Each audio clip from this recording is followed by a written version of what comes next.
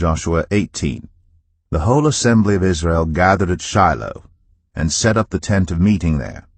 The country was brought under their control, but there were still 7 Israelite tribes who had not yet received their inheritance. So Joshua said to the Israelites, "How long will you wait before you begin to take possession of the land that the Lord, the God of your ancestors, has given you? Appoint 3 men from each tribe.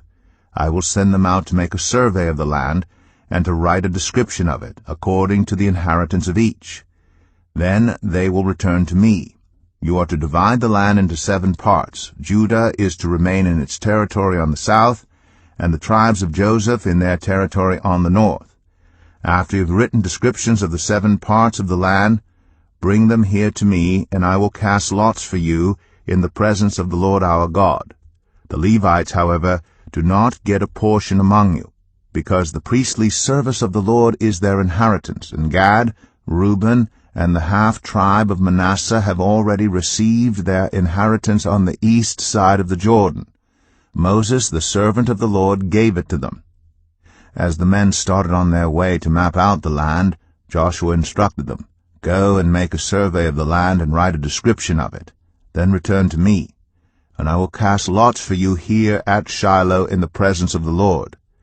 So the men left and went through the land. They wrote its description on a scroll, town by town, in 7 parts, and returned to Joshua in the camp at Shiloh. Joshua then cast lots for them in Shiloh, in the presence of the Lord. And there he distributed the land to the Israelites according to their tribal divisions. The first lot came up for the tribe of Benjamin according to its clans. Their allotted territory lay between the tribes of Judah and Joseph. On the north side their boundary began at the Jordan, passed the northern slope of Jericho, and headed west into the hill country, coming out at the wilderness of Beth-aven.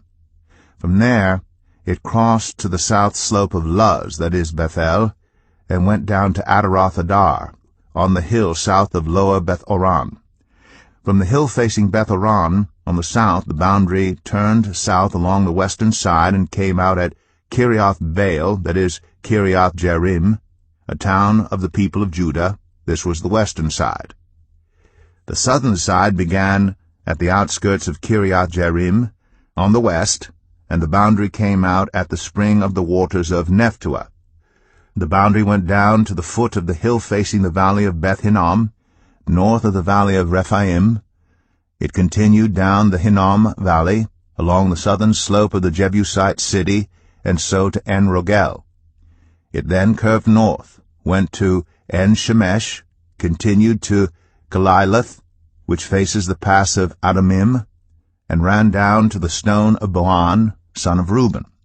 It continued to the northern slope of Beth-arabah, and on down into the Arabah.